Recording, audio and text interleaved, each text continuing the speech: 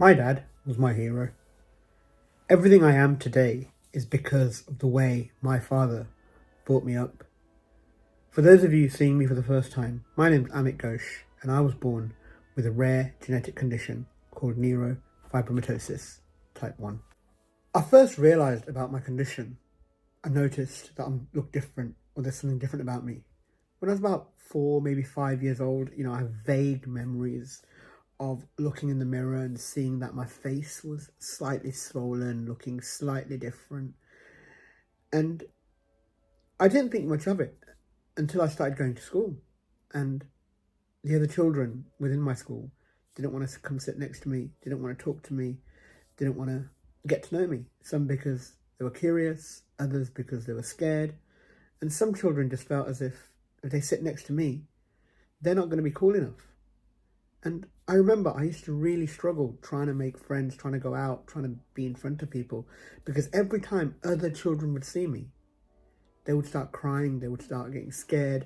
Like if we'd had family members come and visit us, I remember if the family members had children similar age to me, I would be really scared to go in front of that child, because that child would go and hide behind their parents, start crying, pointing, or getting really scared. And I understand children are curious and they say it as it is. And as an adult now, when a child points at me or asks their mum what happened to my face, I'm okay with it.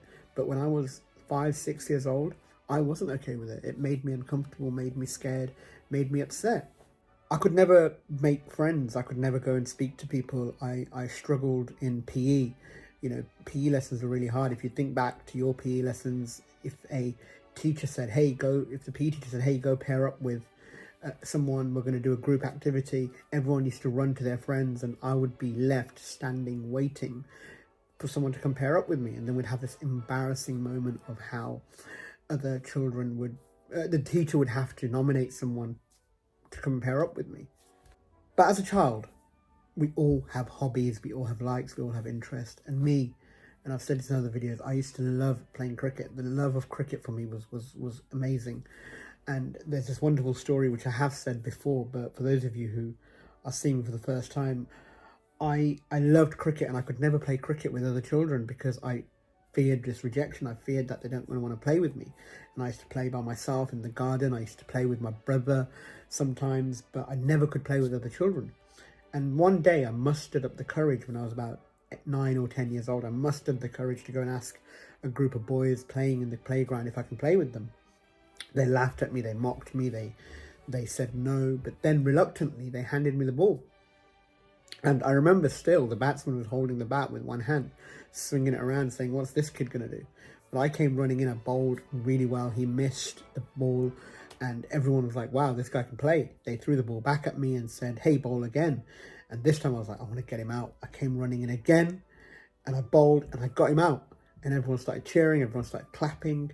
And the PE teacher was watching all this happening, and he said, hey, why don't you come join our school cricket team? We were going to go and play some games with other schools. And we played some of the games with other schools, and I played really well. And I became one of the highest wicket takers for that school up until that point. And the reason I say this story every single time is at that point I went from Amit, the guy with the funny face, to Amit, the guy who plays cricket. The moral here is when we start embracing our personality, when we start embracing who we are, when we bring our personality forward, it makes us stronger, makes us better, makes us more confident. And I started this video by saying my father is my hero is because he planted that in me. He normalized my condition for me.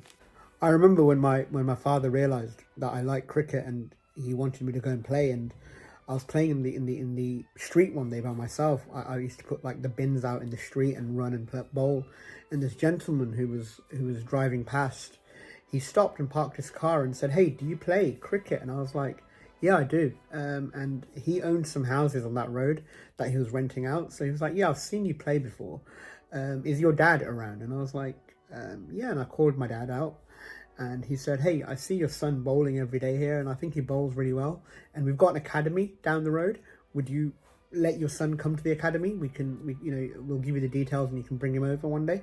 And my dad was like, yeah, sure. And my dad went and bought me my cricket equipment. He bought me a bat. He bought me like the pads, the helmet, everything.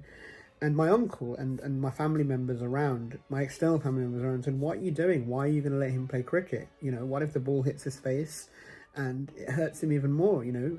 And they said it out of care and love, I guess. But my father said, "Hey, no, if my son wants to play cricket, he wants to play cricket." And that empowerment from my dad, that, hey, if my son wants to play cricket, he wants to play cricket, gave me so much confidence at that point, because he normalized it for me. Had he sugarcoated me, had he tried to protect me, had he tried to say, no, you're different, you shouldn't go and do all of this, then I think I would have not been half of the human being I am today. Fast forward to my secondary school, I had to have surgery. I had a big eyelid, and it was getting very, very painful. The tumours were growing, and the doctors said at the age of 11 that I need to have my left eye removed. Now, at that age, I had no idea what that meant. And my father had to go and sign a consent form for that, and he had to go and analyze the risks and consult with the doctors and make that decision that, yeah, this is the decision for me, because the doctor said we have to remove the eye. It's not negotiable. There's no other way around this.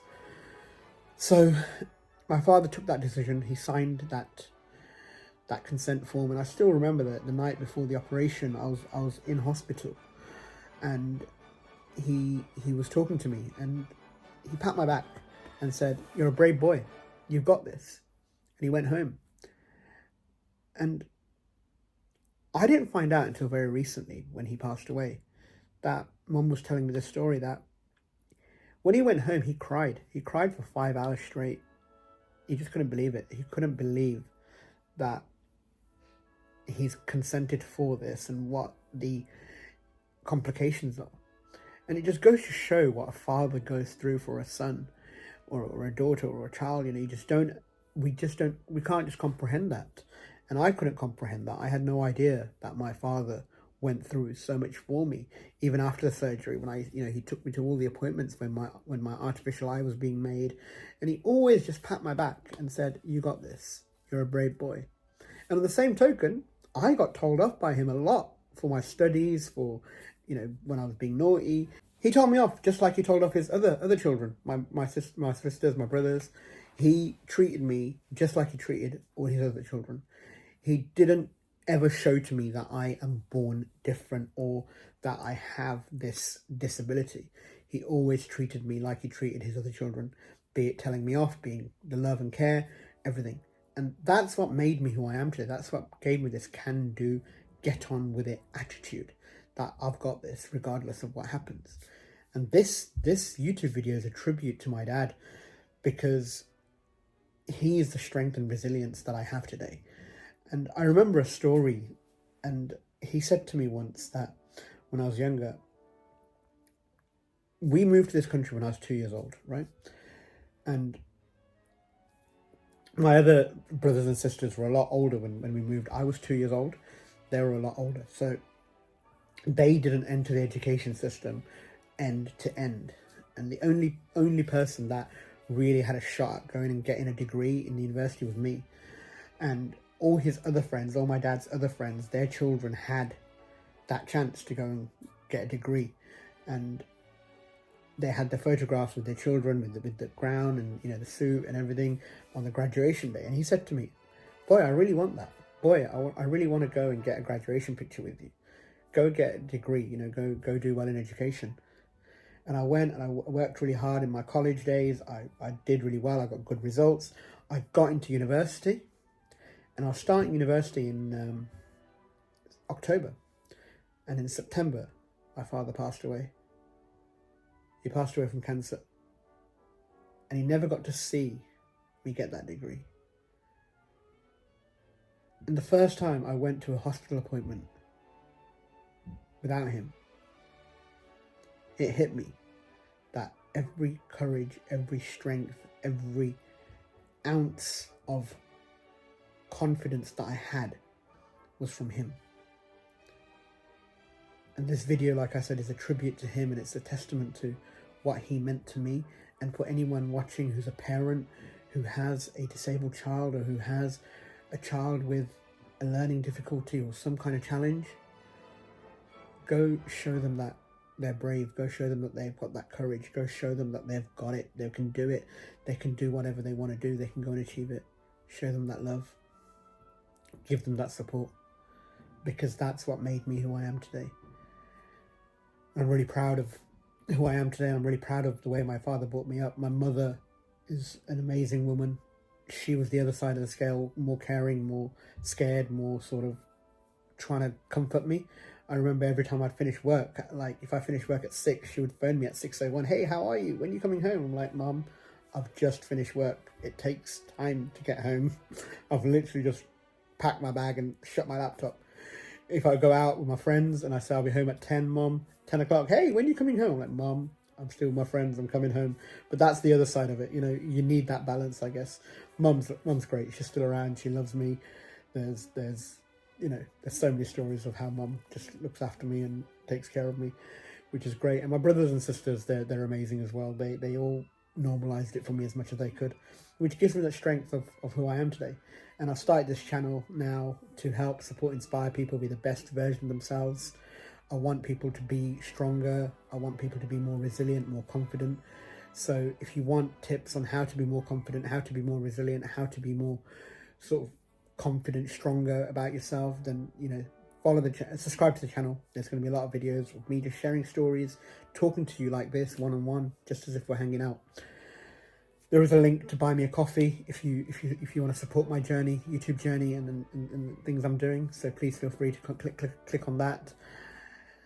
I don't edit my videos. I'm not a content creator, so I don't do anything fancy. I just speak from the heart.